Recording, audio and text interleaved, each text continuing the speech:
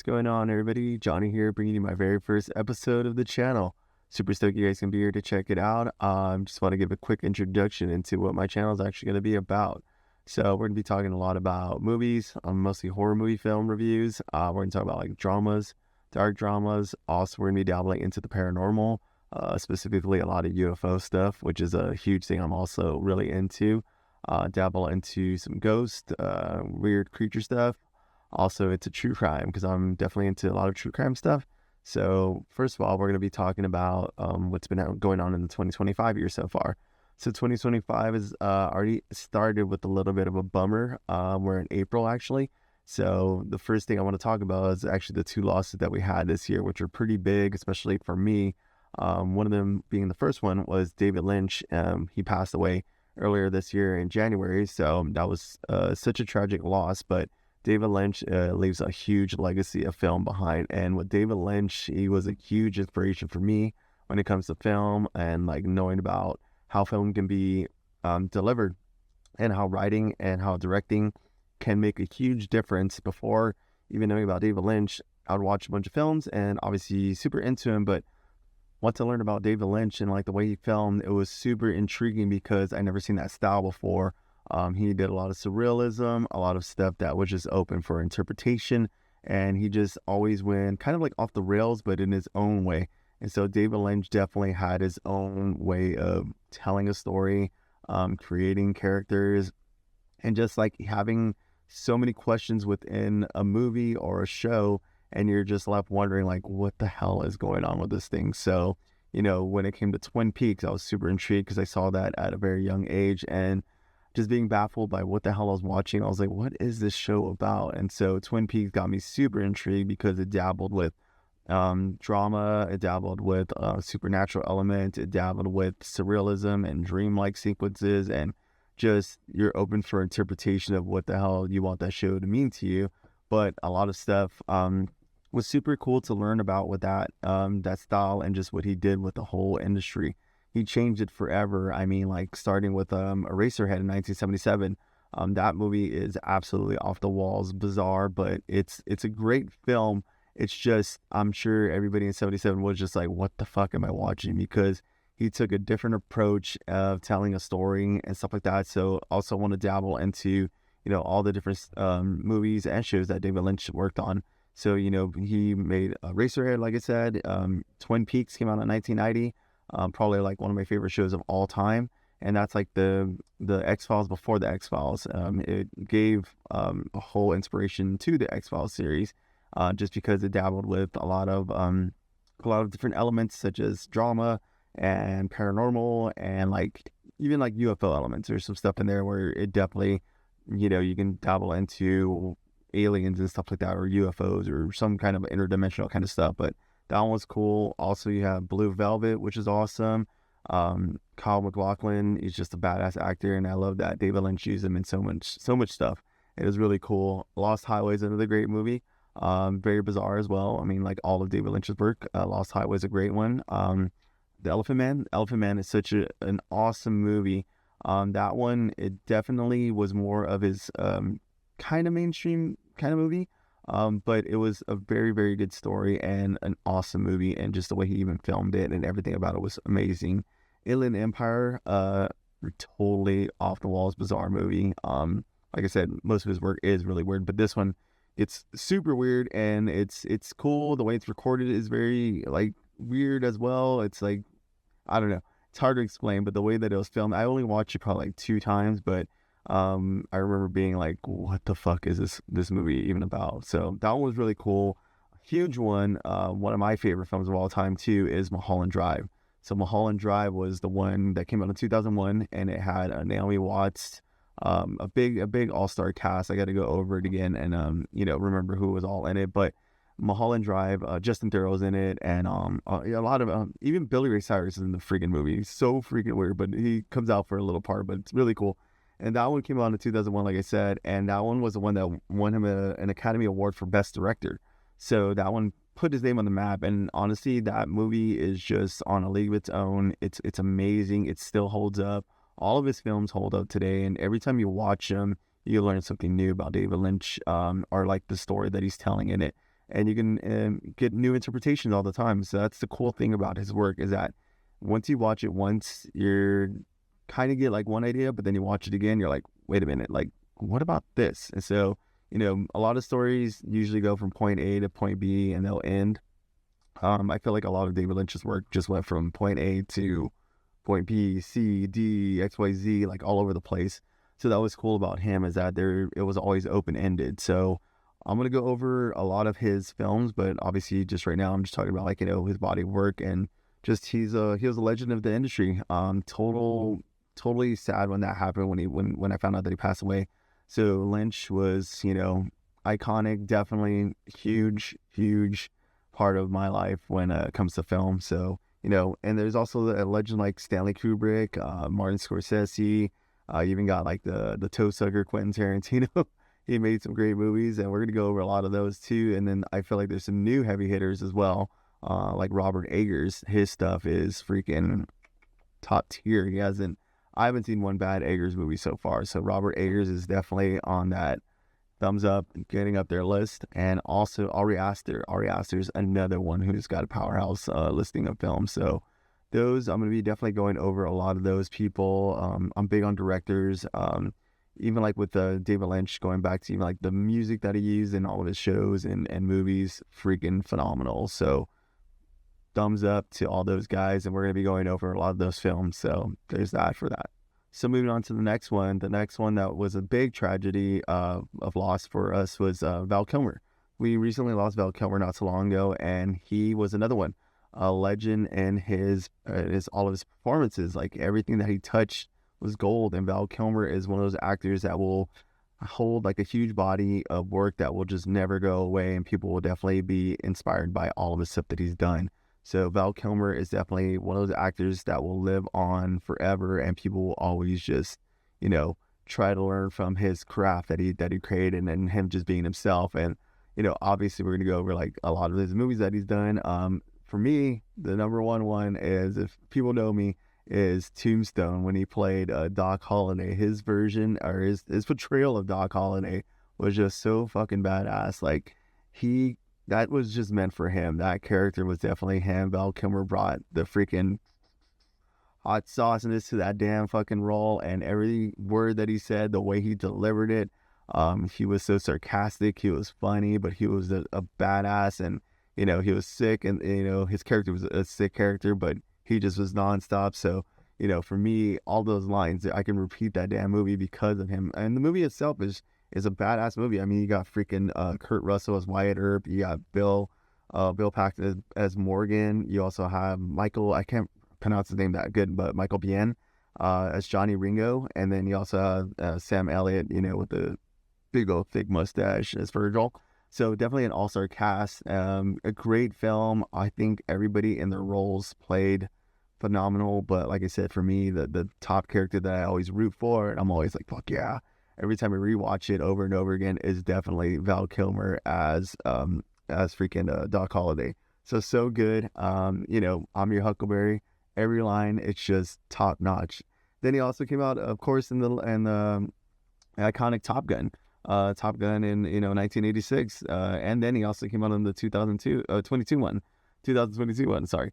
But he did phenomenal as well in all those roles too. I mean, you got Tom Cruise, obviously, Val Kilmer's in it. You got Goose and Maverick. So great film. A lot of people are gonna, also take away from all that too, from his acting and all that.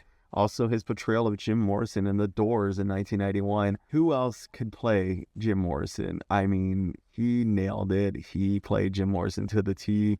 He just had that character locked down so good, and I can rewatch it. And the cool thing about Val Kilmer is that you don't see Val Kilmer as an actor. You see him as that person that he's playing in that role, and that's what a phenomenal actor does, is they take you away from seeing them as that actor and in that role that they're playing. So like Doc Holliday, I mean, who else could play Doc Holliday? Nobody. Even if they tried, they shouldn't. Like it's kind of like the Brandon Lee thing. Like there was no other crow besides Brandon Lee. I mean, I know they redid it, and Bill Skarsgård, he's a great actor, but you don't touch these kind of roles. Same thing with how Jim Morrison. I think that there's nobody that played him any better or that will ever play him any better than Val Kilmer. So super awesome. And then, you know, we got the other good movies too, like Willow. He did really good in Willow as well. But the good, there's always the bad, and it's not his fault on this one at all.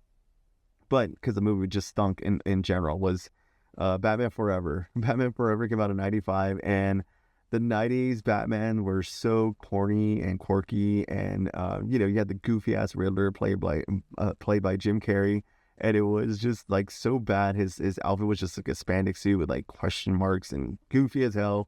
Tommy Lee Jones is Two-Face, but you know, Val Kilmer still killed it as a role of Batman. It's just, you know, the script wasn't good. You know, it's like the Clooney one. The Clooney one sucked too because it was just so cheesy. You had Schwarzenegger as Mr. Freeze and just so bad. And I want to do rankings on like Val Kilmer films too. So I'm going to be doing that too. It's like rankings of films with either actors or the films themselves. So that like a part 1, 2, 3, or whatever. We're going to be doing rankings on these films, just whichever ones that will be coming up. So if you're into that kind of stuff, you know, like and subscribe. We're going to be going over different kind of films. I'm going to be critiquing a lot of shit. That's just the whole purpose of my channel, to be honest.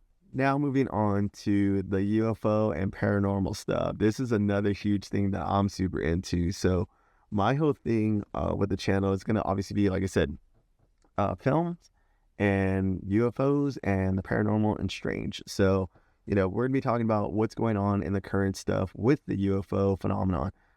There's been a lot of stuff going on, and a lot is going on, some stuff behind the scenes that not a lot of people know about. So, you know, early last year, we had the New Jersey drone sightings. So the New Jersey drone sightings, if you're not familiar with it, you can look it up. But it was because it was in late last year that people were having sightings of these drones coming out from out of nowhere. And they were reporting them as not even being drones, but, you know, media was saying like, oh, they're drone sightings. And then you also had the government saying like, oh, it's drones, but they couldn't explain it and where they came from. So the New Jersey drone sightings is crazy. And there was even like reporters that went out there and they were skeptical. And then after they started seeing these things coming out of the oceans, and it wasn't just like one or two, they reported seeing like about hundreds of them, and it's crazy. So it kind of died down in the media, but it's still going on in Jersey apparently. So it's kind of hard to find the sources, and you can't really find the videos. So we're just wondering, why is it so silent now? The Trump administration came out saying that it was FAA approved drones, which it could be, and they could be just, you know, spy drones. Who knows? They could be hobbyists, which kind of seems unlikely. But people were reporting these things being like huge, almost the size of SUVs. So it's just kind of strange. And then there's a lot of stuff going on with it. So New Jersey drones, we're going to still keep up with that. Also, too, we're going to be talking about like the OG whistleblower that came out recently, David Grush. David Grush is the guy who went testified to Congress about the whole UFO phenomenon being real, and that it is non-human intelligence that are flying these crafts and stuff like that. So Grush is a big heavy hitter player in this whole thing. He's one that is pushing for more disclosure. He wants people to know that this is real, and him even going to Congress and testifying with it, that's a huge deal, because a lot of these people, they don't like to come out because of ridicule, people thinking that they're be labeled as crazy, and that nobody's going to just believe them in general. So David Grush, we're going to be looking him up more. Obviously, he's a decorated veteran. He was an intelligence officer, 14 years in the U.S. Air Force at the ranking of major. So big deal. I mean, it's really cool. When you look him up, he's got a lot of credibility to him, and it's very interesting. So we're going to be looking more into David Grush. So if you haven't heard about him, he did a really cool interview with Ross Coulthart. Ross Coulthart's with News Nation, so you should look up that interview with David Grush and Ross Coulthart. And now we're going to move on to some of the weird, bizarre kind of stuff. And obviously the UFO stuff is weird as it is. But so we're going to be talking about this new thing that's coming out, or recently getting publicized a little bit more, is psionics. So psionics is this whole new thing that I'm learning about, and it's gaining a lot of momentum right now. So the psionic movement is that there's these groups of people, specifically the name is called Skywatcher. So Skywatcher is a group led by Jake Barber, and Jake Barber is another decorated veteran, but they're talking about how they're summoning UFOs using psychic abilities. Sounds very bizarre, but I guess there's a technique of like meditation that people are doing, and they can connect with these beings or whatever crafts through psychic beings, psychic means, like they can connect with the being or connect with the vehicle, whatever it is, and they're summoning them so that they can bring them down, and hopefully that's their whole goal. So the thing with Skywatcher is that they want to summon a UFO, which they have apparently. There's a YouTube channel that they have specifically called Skywatcher, so you should look up those videos. There's 2 episodes out right now, and it's very interesting. I mean, they're going for the big one. They want to summon a UFO by the end of this year and bring it down. And they want to do it with scientific researchers and everything. So they're going pretty heavy with this. Also, too, they came up with like 9 categories of these UFOs that I guess they've contacted or summoned and stuff like that. So some of them are very bizarre. Some of them are like the Tic Tac UFO that came out not so long ago. There's some really bizarre ones that are out there. There's ones called the jellyfish, and apparently they look like a jellyfish in the sky and just with tentacles and everything. And that's one of the crafts or a being. They don't really know exactly. There's the triangles. There's a couple of other ones. There's ones that are called like they're like plasmoids. It looks like balls of like energy that are like floating in the air. And these things are being reported, but they have nine categories. I'll probably post it up so you guys can see like the different ones that they have. But we're gonna get deep diving into that stuff too as well. The psionic thing is very interesting. And another, Ross Coulthart again of News Nation did a really cool interview with Jake Barber and a few other people that are with Skywatcher and with the whole psionics things going on. And that is a big, intriguing thing, and it'd be pretty cool. But a lot of people say they're going to do some stuff, and we have people that make predictions and all this shit, but it never comes true. So, we got to take everything with a grain of salt. You can't believe everything, but, it's worth checking out. And if they could do it, then fuck, more power to them. And then we got to start taking this stuff serious. So we'll see what happens with that. And then also, too, just there's a lot of different old stories of UFO tales.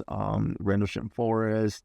Obviously Roswell, so we're gonna deep dive into like those old cases as well and shed some light on them, see if we find some new stuff. I know that that there's a lot of stuff coming out still with Roswell, a lot of new information. So even the old cases have a lot of stuff going on with them too. And then there's also the pyramids of Giza. Apparently there's structures underneath them, so a lot of stuff is going on. So if you guys are definitely interested in all this kind of stuff, then stick around. I would say like and subscribe to the channel if you would like. Leave a comment below if you have any like kind of experience with either like UFOs or with paranormal, with ghosts or anything like that. Just let me know. I like to hear this kind of stuff, and it's very intriguing to me. Also too, with like movie recommendations, if you have any kind of films that you would recommend me to watch, I'd say like leave it in the comment below. Just tell me what you want to see and what's a hot topic for you guys, and I'll try to bring as many videos as I can. This is my first one, obviously, so I'm super glad, but I just want to give you an introduction of what my channel is going to actually be about. So if you're intrigued into all this kind of stuff, and if you're interested in it, like I said, like and subscribe, and just let's have a good time. I mean, let's get on board with this wild journey. I'm gonna try to upload as much as I can. I know it's gonna be a little difficult, but I'm gonna be a little bit more active, and I'll try to be as active as possible. Okay, guys, so bear with me, but thank you guys for checking this video out. Hopefully I'll see you guys very soon. Take it easy. Peace out. Have a good one. Okay.